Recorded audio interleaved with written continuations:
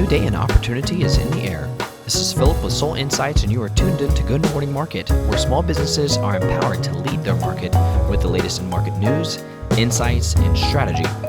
Well, 2021 is almost officially a wrap. It's the week of Christmas. That's awesome, and we are wrapping up the books for 2021 and looking ahead to 2022. So with that being said, I wanted to take a big picture look on this episode. Let's talk about what's going to happen next year with the general business environment in which we as small and mid-sized business owners will be operating.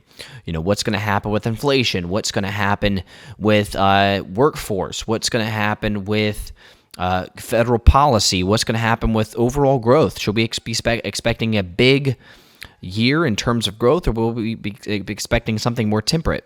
That's exactly what we're going to cover in today's episode. I'm actually able to bring in Andrew Scheirer of Scheirer Wealth Management. He's in this all the time and is much more into the economics of this conversation than I am, so I get to speak with him in today's episode. I really think y'all appreciate it and the analysis he's able to bring in terms of setting a reasonable expectation as to what our business climate will be like next year. Everything with predictions, nothing's for certain, but really good analysis, and really excited to get into that with him today. But first, let's wrap up what happened in our business world last week.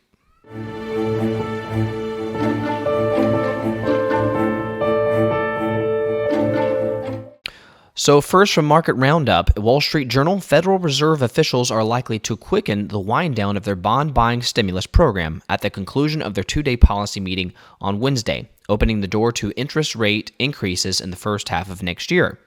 The move to end stimulus program sooner than officials planned at their meeting last month offers the most concrete sign of how Federal Chairman Jerome Powell's focus is shifting toward preventing higher inflation from becoming entrenched and away from fostering a rapid rebound in hiring. From Market Watch, the most businesses since 1978 raised prices in November due to high inflation. The NFIB said a net 59% of small business owners increased prices of goods and services last month. That was the highest figure since 1978.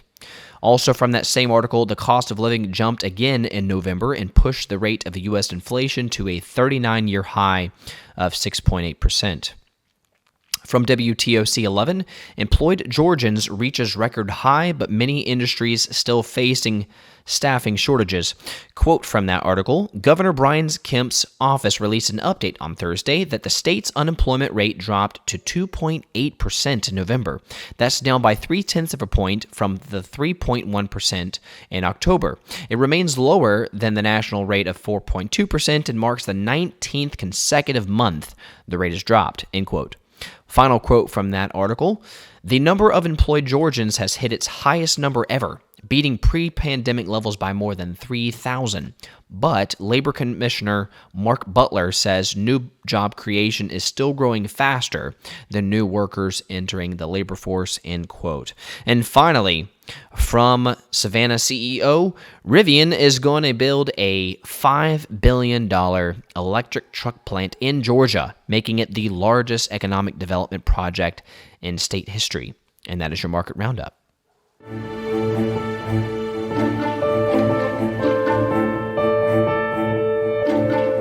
Today, it is an honor and a privilege to have someone who's more qualified than I to talk about some serious big picture economic stuff. I've got Andrew Scheirer with me today. Andrew is a certified wealth strategist. He's also the founder of Scheirer Wealth Management, and he's going to be talking with us about the year 2022. We've got all our optimists hats on. We're feeling good. Let's see if Andrew brings us down or continues to build us up. And by the way, I know Andrew personally. I call him Andy.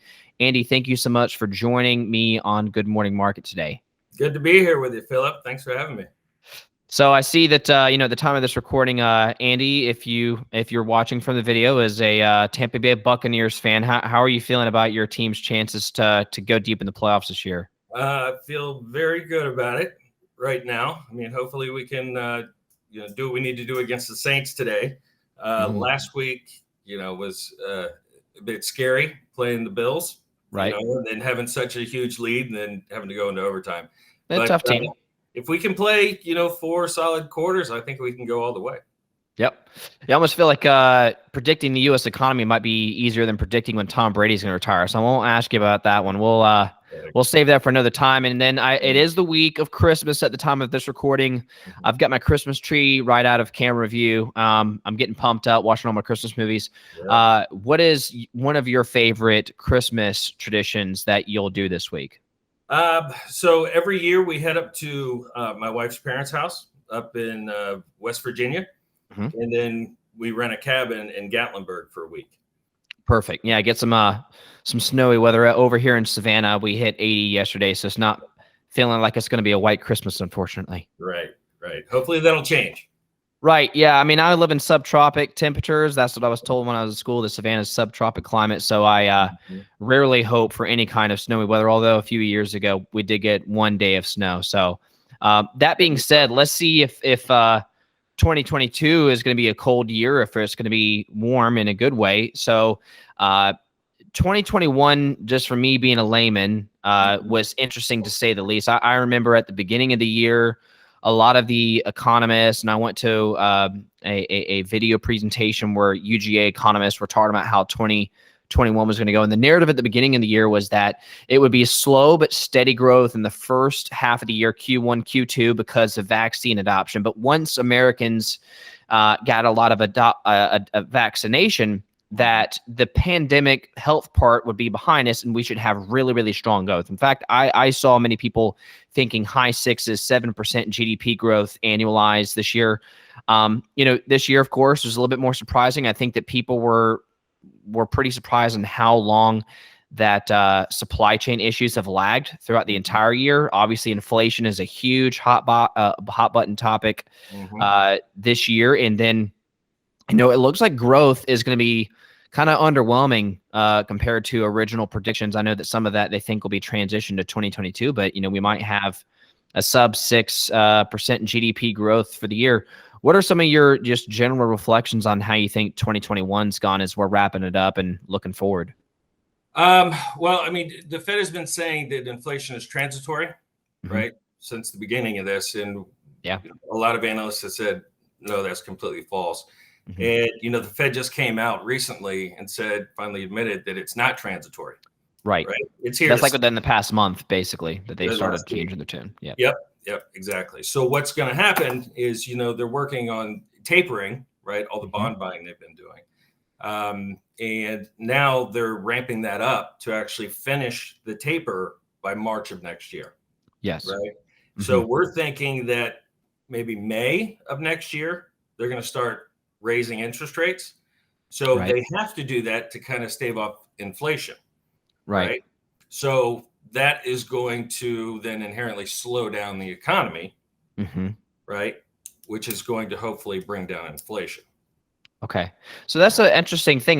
My understanding, I haven't been around for too long, but my understanding is we really haven't had the Federal Reserve have a full-on focus on inflation like this since the late 70s, early 80s. They said, from what I read in the Wall Street Journal this past week, that they were looking at 3 potential small interest rate hikes next year. At this point where you're sitting now, do you trust that they will stick with that timetable, or do you feel like things might change and they won't combat inflation more proactively as they're talking right now? So I think they will, as of right now, stick with the 3. However, what we see every time is the Fed is going to raise rates until they break something, right? So once they raise them too fast or too high, right, then they're going to slow down, and then they may even start, another bond buying to re-stimulate the economy. So that's interesting. I mean, the Federal Reserve was very slow, I feel like, to like you said, peel back the asset purchases. They've been keeping interest rates at near zero. Do you think that, from the way that this leadership, Jerome Powell and the crew, has been, do you feel like, as we're going into 2022, if things start to look shaky, that they'll be quick to go right back to that policy of buying assets, having that quantitative easing, easy cash policy in the economy? I do. I think, again, it depends on the markets, right? Once the markets feel like they had enough, because obviously interest rates going up is going to hurt technology companies. It's going to hurt small cap companies, right? So once that happens, and then we see it kind of extend through the entire market system, they're going to have to do something, and they're going to have to do it swiftly. Right. And just to bring it home out of the, economic theory kind of thing down to, small, mid-sized business leaders, what that might mean for them is, so what it sounds like the Federal Reserve is saying is that they're going to back off the easy money policy. They're going to have some small interest hikes next year to start to address inflation. It's running a little too hot for them. I think that they forecasted that next year they think that they can be a little bit over the 2% mark, which is where I understand that those guys like to be. But what that will mean is as they stop pumping money, cash to the economy, and more importantly, they start to raise interest rates, that means when business owners, for example, go to take out loans, obviously it will be harder to get cash injected into your company because now it's coming at a higher premium. But that is for the objective of trying to combat this wage, goods, everything's going up. Am I getting it right? That's correct. Okay. That's okay. correct. So a lot of the conversation, around inflation and whatnot, a lot of it was blamed on supply chain. I think a lot of it has to do more with the labor force, which is behind the supply chain thing. I know this is slightly different than what you usually talk about, but supply chain is the talk of the town until we no longer have a supply side issue in this recovery. Do you have any thoughts on if and when we might see a full supply chain recovery in 2022, or is it more like a 2023 dream? It's probably going to be the end, at least third or fourth quarter of 2022. Okay. Right. And, talking about inflation and the workforce and whatnot, a lot of people say it's because there's no jobs available. Well, there's a ton of jobs available. Yeah. Oh, yeah. Tons. Right? The whole reason we're dealing with inflation right now is because of all the printing of money that we're doing in stimulus, right? And people aren't going back to work, and they're not going to until the government stops paying people and incentivizing them not to work. Right. And to your point, and so this was a big narrative. They're just talking about what happened in 2020. This was a big narrative that it was all the unemployment benefits, the added unemployment business benefits. I think that absolutely was a part of the equation. What some of the people who said, no, that's not the issue, is that when obviously, Georgia, for example, some states stopped participating in that months ahead of time, but obviously late summer, early fall, at a federal level, no one was getting that. However, we still have this issue of people not filling jobs that are open and not getting filled. But what I then read in many other journals and in newspapers that cover this at a national level is that, well, Americans last year, because of all of the injection of cash into everybody's bank's account through the CARES Act, then you had the America Rescue Package or whatever it is. You have the child tax credits that are getting directly pumped into people's accounts, the unemployment. Americans have more savings than ever. So if you combine that with some people who are scared to go back to work full time because of the virus, or they are having concerns about other things like vaccine mandates, my understanding, you could tell me if you're seeing other things, is that might be part of why you said it'll take maybe the entire year of 2022 for supply chain to catch up, because I think deep down it's really a labor thing. And because Americans have such high savings historically, they don't need to, frankly, rush back into the full-time job. Right. That's exactly right. And it's not only the labor, but it's also the regulations. Okay. Right. The government regulations, that's hindering, that always, typically has slowed down growth. Right. So, it's kind of a combination of all these things that it's going to take a while to get through. And, you see the unemployment rate, pretty low at this point, right? Just over 4. But that's only because the labor participation rate, or the people that are being included in those reports, are dropping out of the labor force because they're not actively looking for a job anymore.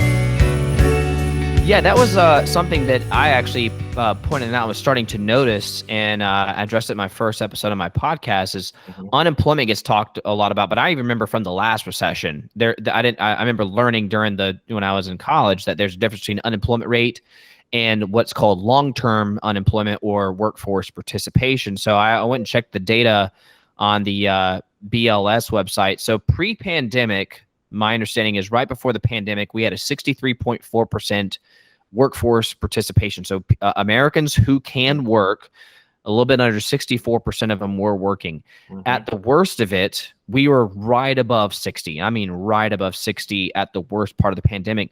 But we really haven't made much of a bounce back. So we've gone from 60% to a little bit under 62%. Have you heard anything in national news, anything you can publicly speak about, what the is that more of a Federal Reserve conversation? Is that a Biden administration conversation? Is it a combination of all the things about what they're doing to hinder or to help the workforce participation? I think it's more the administration. Okay. Right. I mean, Powell and the Fed, they're controlling interest rates and Mm-hmm. bond buying and things like that. Mm-hmm. But when it comes to policy, that's coming from the Biden administration. Okay. So that's something that we as small and mid-sized business owners will need to be watching is what does the Biden administration do from a regulatory policy position in 2022? How much of a priority is it for them to address the fact that we do not have the amount of Americans working now that we did before this whole pandemic hit? Right. And unfortunately, I wouldn't be very optimistic that they're going to change anything. Mm-hmm. You think they'll probably keep the same kind of policies we saw this past year? That'll probably be the same way we're rolling in 2022. That's my personal belief. Yes. Okay. So basically the only thing that would make that change would be potentially if, things on the political side change in November, and then we're back to the drawing board and we might have a different conversation perhaps. Right. Exactly. Okay. Very good. So, one thing I wanted to talk about was we're talking about supply side versus demand. I remember when I first read the reports in April about the 4% consumer price index jump, and Warren Buffett was saying even back during the spring that the market is running red hot. We've had such red hot demand, and we've had such an issue with demand or the supply side being able to keep up. Mm-hmm. Because that a lot of the stimulus has been ended, and the Federal Reserve is talking about ending the monetary quantitative easing in 2022, at least by the time we get to maybe mid-year, or maybe perhaps sooner than that. Mm-hmm. Do you feel like the consumer demand part of the equation, that consumers won't be purchasing as much and be as that won't be quite as hot, and that will help everything kind of come down on the inflation side? Yes, exactly. I think, you had a lot of free money over the past, 18 months, mm-hmm. and money that's been pumped in, which a lot of people needed. Right. Mm-hmm. But, not to get too political, mm-hmm. but it depends on where you were. And if you had an economy, a local mm-hmm. economy to be able to work, like down here mm-hmm. in Florida, we are and have been business as usual. Mm-hmm. Right. And Florida's doing great. But you look at places like New York, mm-hmm. right, Chicago, other places that, have more Democratic ties, right? Yeah. They're keeping things shut down, right? And that's not helping things, right? So those people, obviously, if they can't work, they need help to be able to, pay the bills. Right. We think that next year, the demand from the consumer is really going to pull back quite a bit, especially after interest rates start rising. Right. Because inflation's going rampant, right? Mm-hmm. And the only thing to stave that off is to raise interest rates, right? And stop the quantitative easing. But by doing that, it's going to hurt the economy overall, right? Yes. And things are still going to be going up between now and then as far as inflation, right? So it's not going to be, we don't think, like it is now as far as with demand. Right. And now, I just thought of this question is, we're such an on-demand society is, the way it seems to me, if we look back, we really didn't start to see inflation rear its ugly head and at least not catch the news until the spring of 2021. But I feel like the forces that caused that started about a year, maybe even more prior to that. So now the Federal Reserve is talking about trying to curb inflation. I presume that this isn't going to be an overnight, light switch kind of thing. How long could it take potentially to get inflation to the 2%, 2.2% that they think they'll be able to get it to by the end of the year? I mean, that's anybody's guess. You'll have one Mm-hmm. analyst say one thing and another something on the other end of the spectrum. Okay. I think really what it matters on is how fast they're and aggressive they're going to be, Mm-hmm. right? With the taper, we see they're being more aggressive than they planned on being, right? They Yes. want to have it completely finalized by March. Yes. And it depends on if, they're going to be 25 basis point raises each time next year, Mm-hmm. or if, they're going to do something stronger, maybe 50 basis points. But I think it all kind of depends on how aggressive the Fed is going to be and how fast and how high, they raise those interest rates. Okay. So, final question, bringing it all home. So, what I'm hearing as a small business owner is that there's still a lot of volatility. There's still a lot of unknowns. We're not exactly working in a stable labor force. I think that, what we're still combating is how and when can we get people back to work due to in your view, regulatory policy from the Biden administration could potentially keep that from getting back to the levels we'd all want. There's still the health side of this pandemic, and you have certain states they're going to be more quick to, put restrictions on the way businesses operate. Maybe is not as much of an issue with Georgians and Floridians like where you live and where I live. But it looks like at least the Federal Reserve is finally addressing or is starting to call inflation what it is, and they're starting to take action, it would seem, to address that. The question is, as variables change, do they pump the brakes and go right back to the quantitative easing? So that would be interesting to watch. Right. All things considered, wrapping it home, just a straight economy growth. I always look at GDP. I'm sure there are other ways to look at economic success across the nation, but in my opinion, I think that because of how artificial the recession was last year, I think that 6.57% GDP growth is not overly ambitious at all, but we're not going to hit that. It looks like we'll probably be under 6%. However, it was advertised to us to give us small business owners something to look forward to, that maybe we'll get some of that growth that should have happened this year into next year. What do you think are some reasonable expectations in terms of GDP growth for 2022 with the way things are sitting here at end of year? With the way things are now, we think the first half will be stronger than the second half, and probably around 3% for the year. Okay. So because you said that we'll start to feel the effects of the fact that the Fed will be raising interest rates middle to late part of next year, that'll pump the brakes a little bit on the economy. So maybe we'll continue, because of all the cash flow, to have more aggressive growth first half, then second growth is going to pump the brakes, maybe a 3% annualized growth for the year. Correct. Okay. Correct. And I guess looking at the further future, did you see that the Biden administration, as they're coming up with a lot of their projections, and maybe the CBO has also forecasted this, then over the next years after that, they're looking at 2% average GDP growth. Have you heard anything to that effect? No, I haven't. Yeah. I mean, I believe it. Believe it, but no, I have not heard that. Well, I suppose when you only have, a little, not even 2/3 of eligible Americans to working, you're not going to produce as much, and GDP is a production stat, right? Right. And if you look at there's a number out there. I wish I had it in front of me, but I think it's 34 to 36% of wages paid, right, for the U.S. come directly from the U.S. government. Oh, so like over a third. Yes, that's the most in history for the U.S. Right. So if we keep increasing that, then eventually you've got socialism. I mean, Milton Friedman said it best, is that inflation is not some magic thing to which we can't attribute its cause. It's a government spending and monetary phenomenon, and its effects are delayed. So with that being said, I don't want to end it on a sour note. I mean, I think that for small business owners who are creative and know how to be innovative and push through and understand what the variables and the environment is, and then know how to adapt, I think that they'll have great years. But hey, it's better to be prepared for these different scenarios, and then to just assume that everything's be hunky-dory because we're one more year removed from the recession, right? Or one more year removed from the pandemic. Right. And I think, AI is going to be a main factor moving forward with businesses, to really compete, right? And be different and more efficient. Even with our portfolios, we use AI for our tactical algorithmic portfolios. Yeah. Right? So I think that's going to be a main factor moving forward with the effective and efficiency of business.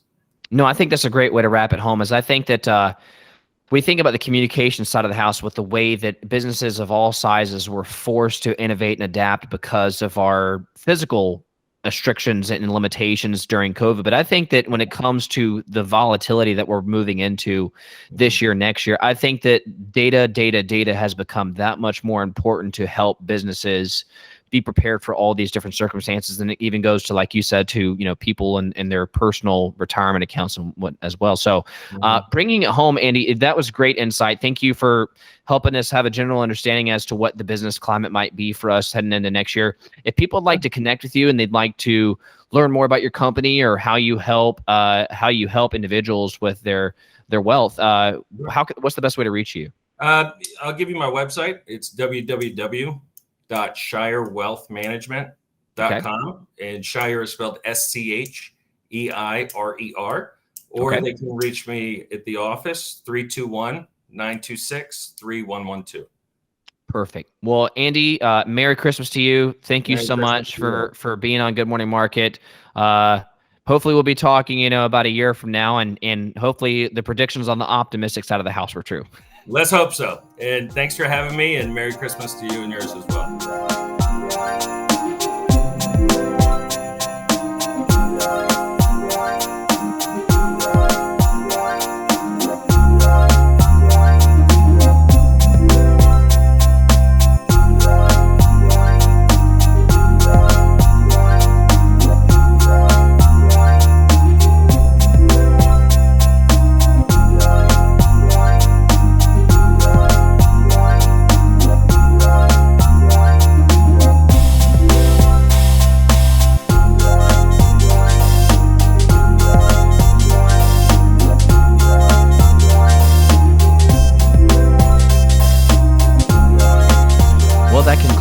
Not only today's episode, but the final episode of season 1 of Good Morning Market.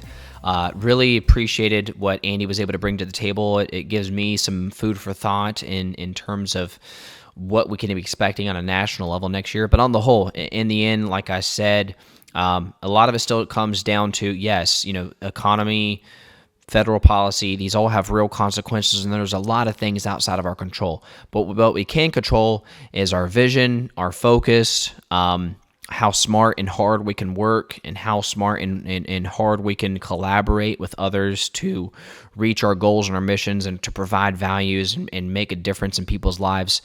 All that stuff is within our control. So there's our circle of concern and our circle of influence, and we have to make sure we're playing in the right one as we get into next year. That being said, Merry Christmas to everyone and Happy New Year. It's been an honor and a privilege to be able to discuss these really important topics with y'all and learn from y'all and get these thoughts out to y'all. Season 2, as planned, will debut in January. I believe the first episode is going to be on January 10th. That's when y'all should expect season 2, episode 1 to kick off. And by the way, I got some cool news for y'all. Still working out the logistics, but we are going to have a mega series on marketing strategy and planning and tactics in 2022. It's going to be a long, probably a multi-month series in which I bring on all kinds of marketing leaders and experts to talk about setting up your marketing plan. How do you go to market? How do you use different channels and vehicles and mediums and strategies to build your brand, to get customers, all that good stuff. So there's so much to cover in marketing as you're making your strategic marketing plan for 2022. And that's what this podcast is going to help you do, is we're going to cover a big run of the gamut on these different marketing disciplines to help you have a resource as you're planning out your year. So that's going to happen. Also, for those who have been keeping track of the podcast, December 17th, we had the launch party. Huge success out there at Ghost Coast. I thank all of y'all for supporting the podcast, for sharing it, for telling your colleagues about it, for leaving rates and reviews and subscribing. But we had a really good turnout there. Special shout out to Diane from Advertising Specialty Services for providing raffles, as well as Sandy at Logoed Goods for her coming out and supporting with raffles. Webb Elvington from Candler, and he and his wife provided a raffle as well. And we had some really great business professionals show out and support. We had Don Falk. We had Shannon Lowry from Visit Savannah and her fiance. Caleb Harkle Road Diamonds, shout out to him. Kathleen Ryan, Christopher Levdahl, Ariana Kamal Vond. Brian Judson was out there. Michelle Beers, shout out to her. Reed Atkinson. Michelle and her husband from 40 Volume Salon made an appearance. Jillian Rowe from SMG Film and Advertising had a great turnout with a lot of great people, and of course Victoria Baylor, one of my mentors and one of the first guest actually ever on season 1 of this podcast, made an appearance too. So great event, and I want to thank everybody who is able to come out and support during that time. So we'll leave it there. Merry Christmas once again. Let me know what you think about this program. Would love to see any kind of ratings, reviews that you share. It helps me get better. Tell people as we're catching up on the podcast, listening through the Christmas break on Good Morning Market, then share the pod with people you think would value it. You can reach out to me directly, although I am on vacation, most likely. You can reach out to me at info@soulinsights.com. And remember, everybody, as we're wrapping up this year, enjoying the holidays, in order to lead your market, you must first hear and know your market.